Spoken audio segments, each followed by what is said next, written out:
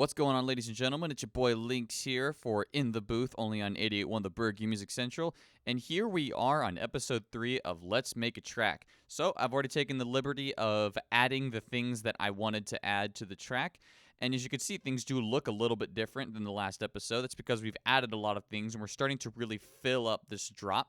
So I'm going to go over what I've added, and afterwards I'm going to describe my thought process for what I've added for each of the elements, and I'll describe briefly how I've crafted this so that they all fit together at least somewhat well. But really quickly, let's listen to what we've got so far, and we'll listen to everything that we got, and then we'll go and break it down what I've done and changed and added. So let's listen.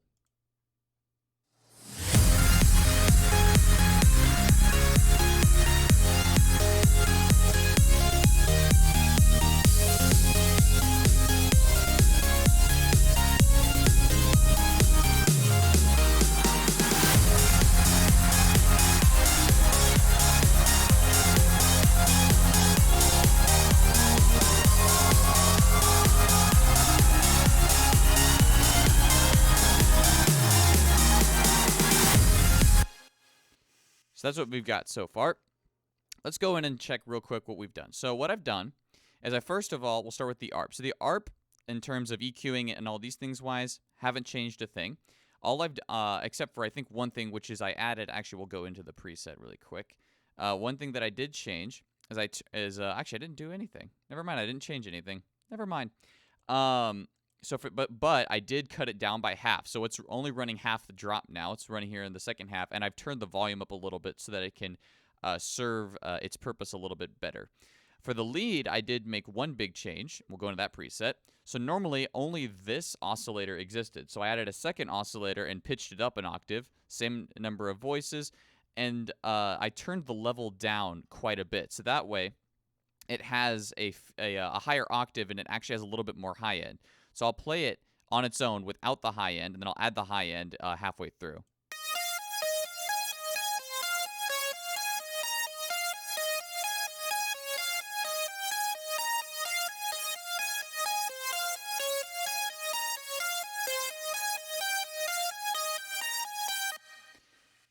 It's a little hard to hear, I'll admit, but for those of you who have slightly better headphones, you might be able to hear. It really does add a little bit extra high end. I changed the EQing slightly to take out some of the really high end so that the ARP has a little bit better definition up there so it can come through. But other than that, the lead has not been changed in any significant way. The main synth and the sub bass have not been changed, although I have taken out this last measure of both the sub bass and the kick. The reason for this is to give more room for the snare, which we'll talk about now. So for the snare, I changed up the pattern. It's no longer just a straight 2 and 4 pattern. There's other stuff involved. So, for example, it does not come in at the start of the drop. You'll see that right there. Right here, it doesn't come in at the start. It comes in halfway through the first half of the drop. So a quarter of the way into the full drop, and we have this little fill. So we'll listen to the fill really quick. Now, the fill actually is played, if you look down here in the bottom right corner, at a much higher velocity than the rest of the snare hits. And that's because I want this snare part to actually really punch through and to just be louder. So if we listen to the snare on its own, you can actually hear the difference.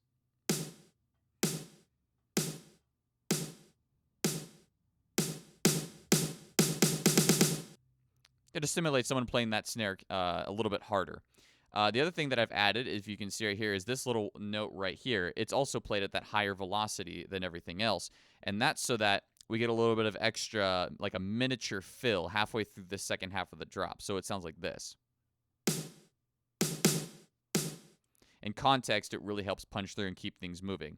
Some major changes to the cymbals were also done. It's no longer just one continuous loop all the way through. It's one whole MIDI file. And I also changed the sample that I used for the closed hi-hat, and I added this fix 127. What this does is it ensures that all MIDI information that comes into the cymbals is always done at the max value. So the cymbals themselves are always going to play at the maximum volume that I allow them to. So that way I can adjust the volume of the individual sample and get a much cleaner and overall I have more control in my estimation over the volume of certain elements. And I just like to do it that way. It makes life at least a little simpler for me. I can think in terms of volume numbers a lot easier. I changed the closed hi-hat so that it's a much more wider hi-hat. So instead of a narrow hi-hat, so like this closed hi-hat, need to solo that. This open hi-hat is right in the middle, but this close hi-hat is very wide in the stereo field. It is turned down quite a bit because I only want it to be flavor. I don't really want it to cut through a whole lot as much as I want the open hi-hat, which it normally sits at a volume of -12, so I've jocked it up to a value of -11. So let's listen to these cymbals now. So to start off, they just they hit the crash, and then the ride just doubles the kick. The ride will always double the kick. And then we have these little flavor hi-hats coming in here. So we'll actually bring in the kick and the snares so y'all can hear what these drums do.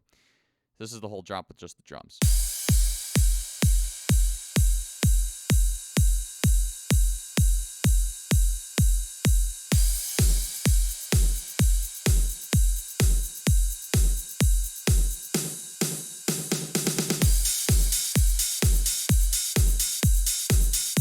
So that's pretty fun. This part right here, the second half, is basically the same thing as what we heard before.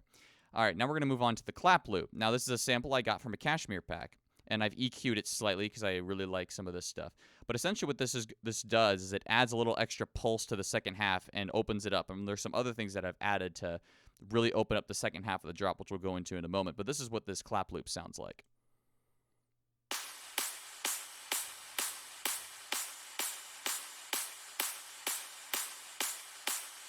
It already has a ton of reverb. I don't need to do anything like that to make it bigger. I just needed to do a little EQing, and it was fine.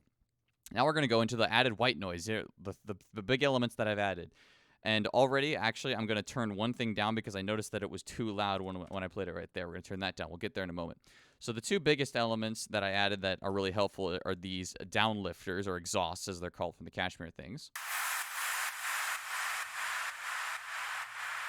That pulsing that you're hearing is a little bit of side chaining, which is important because you still want your kick to punch through. But these really help add a little nice stuff to little nice flavor, shall we say, to the drop to make sure things are going, that the high end really is well saturated. This right here is a crowd looping noise.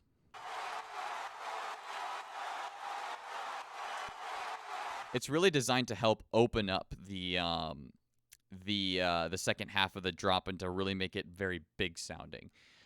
These right here are uplifters or sweeps, you can call them. They're called a lot of different things, but we'll go through each one by one. This one's more of a crowd one.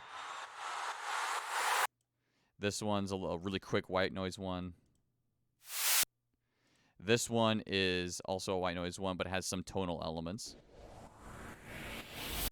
And then this one is also more white noise. All in all, these help add to the forward momentum and keep things moving. And once again, of course, always sidechained. Now for risers, these are only in the second half because normally you would put risers leading into the drop. But I always like to put the exact same risers in the second half of the drop to sort of let the audience know, oh yeah, this is awesome, but we're coming to the end and we're gonna drop it back down and bring it back up. So this is what the risers sound like.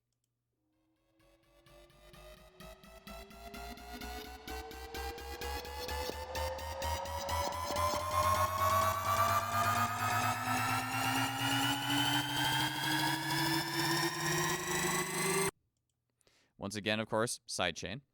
Yeah, there's nothing too crazy there. They're just samples, cymatics, good stuff. All right, so for the impacts, these are, of course, Cashmere impacts, because I love these Cashmere impacts, especially with the sweeps. So you heard in the intro there, you got this little thing going on. Once again, the whole purpose of an impact, it's just to smack right on the main hit of a drop. You want to smack right in the beginning of the drop and right in the middle to keep people, sort of let people know this is the drop, and just sort of, you want that good smack, and that's what that does.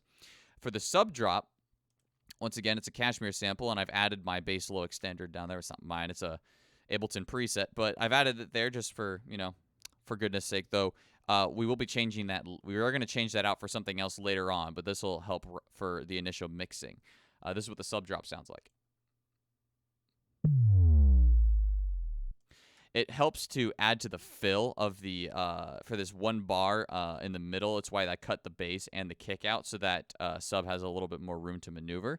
So if we listen, for example, starting right here, I'll start right here and we'll play forward, and you'll hear that sub come down. And I like to sort of suck all the bass out of it right there, let that sub bring it down, let people know, oh, we're coming back in and it's going to be bigger.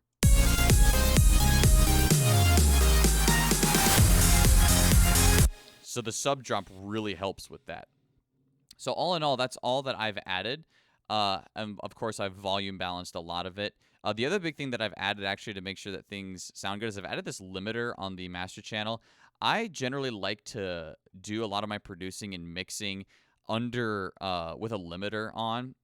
Just so that way, you know, I'm not blowing speakers or anything. But I always start, whenever I add a new element, I always bring it down by at least 10 decibels, sometimes 15, depending on what it is that I'm working with. I never leave something at 0 decibels. Except if it's inside a group like this. So, like, for example, one of my rises is at 0. One, because it's a little bit quieter than the other one, but also because I'm bringing the whole group down by 6 decibels. It's the same with the impacts. They're both at 0, but I'm bringing the whole group down by 5. So other than that, that's all that we have for In the Booth. This was adding just a lot of flavor, I like to say, to the drop and varying things up to make them interesting.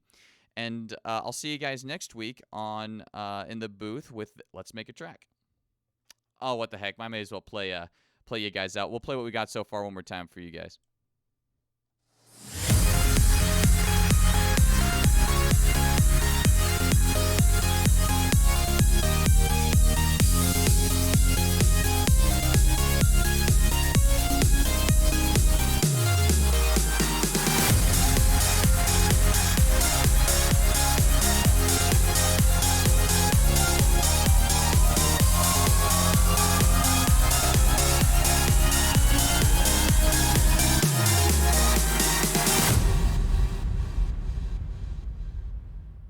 It's really coming along, and I'm really excited to continue to work on this. So I'll see you guys next time on Let's Make a Track.